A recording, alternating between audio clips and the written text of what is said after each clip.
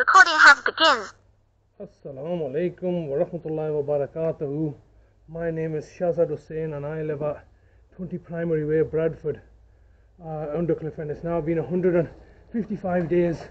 155 days that the local authority, in conjunction with the police, have kidnapped my brother and are holding him hostage and at ransom, whilst at the same time,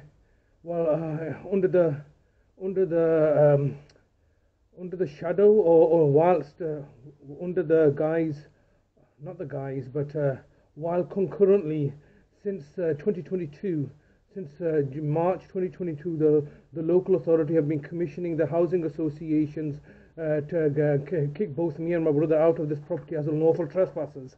That was quite clearly failing because of the fact that we're not unlawfully trespassing. The housing association had simply taken instructions from Bradford Council to basically instigate litigation proceedings. That all failed by the time that all failed in April, where they looked to rehouse us, both me and my brother. But then subsequently reinstigated the court proceedings in July, in order to facilitate once again the local authorities' narrative. Now, subsequently, those proceedings in 2022 were being railroaded through a clear fraud and deception that was taking place. They bought off District Judge Wilcox in order to come onto the case, so that she could railroad this case by the end of November 2022 to force through a capacity assessment. It was quite clearly on that day, on the 30th of November 2023, that her services had been commissioned off to railroad through a capacity assessment throughout the year of 2020. That was at the 30th of November 2022. And I put an appeal in. Throughout the year of 2023, they've had several further attempts to get a capacity assessment carried out, which has still failed to be completed. The council need the capacity assessment for their own benefit, to ensure that my brother lacks mental capacity, so that they can then justify all the subsequent actions. But because they were, irrespective of whether my brother had capacity or not, I was still representing him and we were still in this home.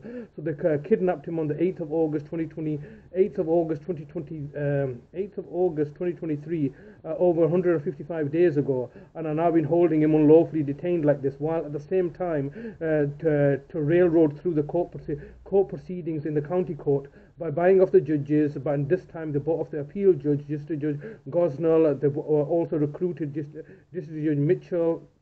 All these judges have been recruited in order to facilitate the local authorities' objectives of looking to have me kicked out of the house.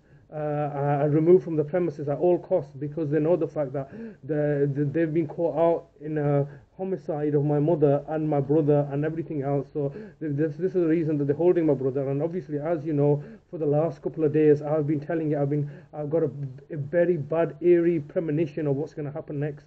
Somebody's going to plot and plan to come and attack me, and this is so familiar for me now, because I know what the situation is. I anticipated, as you can see from my previous recordings, I was anticipating something bad's going to happen. Well, that something bad has happened today. I've got the court orders through today, dated the 10th of January, which is today. Today is the 10th of January 2024. So the orders have essentially come out today, and they're very, very draconian. And once again, I've made it clear to them that I fear for my safety and I won't be coming to the courts. It can be done remotely, as all previous hearings have taken place. And they're all now here. The hearing notice is given for me to attend the courts. This is quite clearly indicative of a fraud taking place. Not one thing that I have said or done in this case has any legitimacy or value or merit, because the judges simply refuse to recognize myself. Any arguments I put forward are simply completely without merit, without even looking at the validity and the merits of the case. It's simply because of pure racism and the discrimination taking place against me. And so everything that the claimant are doing is being railroaded through. Everything I'm doing is simply being whitewashed and sidelined and disregarded, even though I'm looking to defend my home here, whereas the housing association are simply taking instructions from Bradford Council, and so the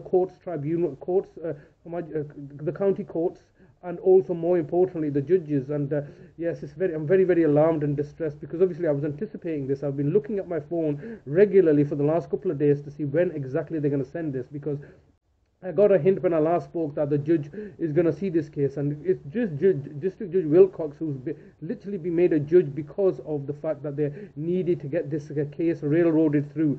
So District Judge Louise Wilcox has been made a district judge, but you remember she's not the only one in isolation that's working on this. It's District Judge Foster, District Judge Mitchell, District Judge Hickingbottom, and then obviously Circuit Judge Gosnell, who are all colluding and conspiring in order to facilitate the whims and directions and wants of the local authority.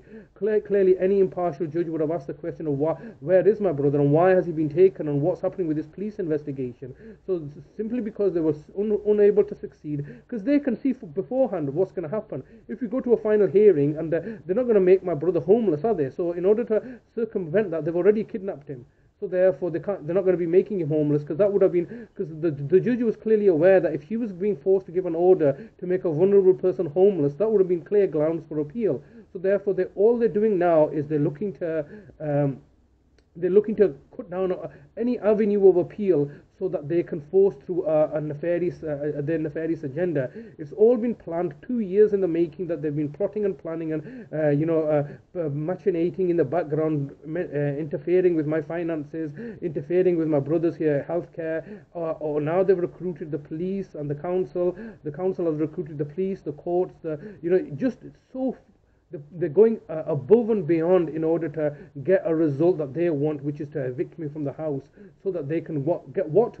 I mean, they've just spent so much time, resources, energies, and expose themselves for the corruption that they are partaking in, and what they're hoping to do. That this is all just going to simply be washed away.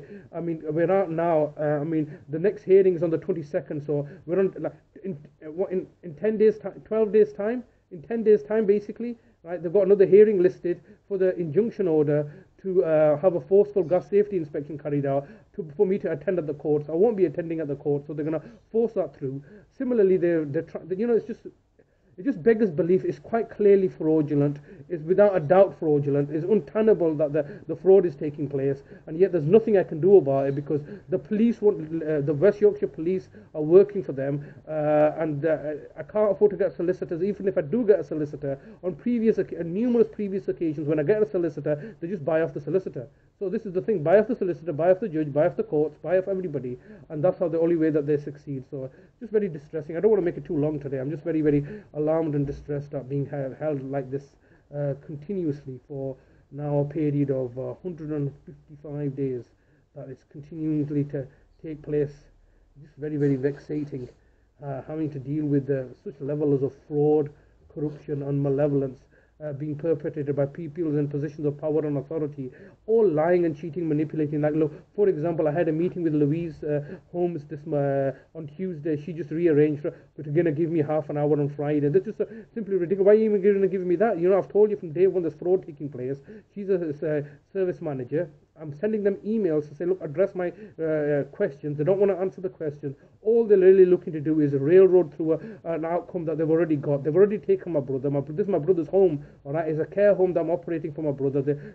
It's just simply ridiculous. And it's like, where do you go when the judges are so clearly being bought off to railroad an agenda without my involvement? There's civil procedure rules that they're all looking to circumvent now. They're making orders without a hearing taking place, directional hearing taking place. Quite clearly, there are failures on the housing association, and those failures are not being highlighted, but being marginalized. And anything that I'm doing, anything and everything I'm doing is being, highlighted, underscored, and the injunctions are being put in place in order for them to facilitate what they're trying to do here. It's just simply ridiculous, and I'm just sick to death of it, because they're using these dirty little tactics of injunction orders and all sorts of other things, completely ridiculous. And I'm just panicking, I guess, and they're just causing me alarm and distress when the fact that they're basically denying me access to justice or the courts, because they know the fact that they have been commissioned by the council to railroad an outcome. Every day I'm leaving a message, they're refusing to take on those messages.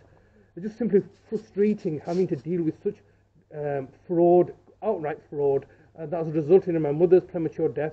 That's resulted in my brother being kidnapped for the last 155 days, and there's absolutely nothing I can do about it because they all collude and conspire in order to achieve their own nefarious objectives. Sickening, absolutely sickening.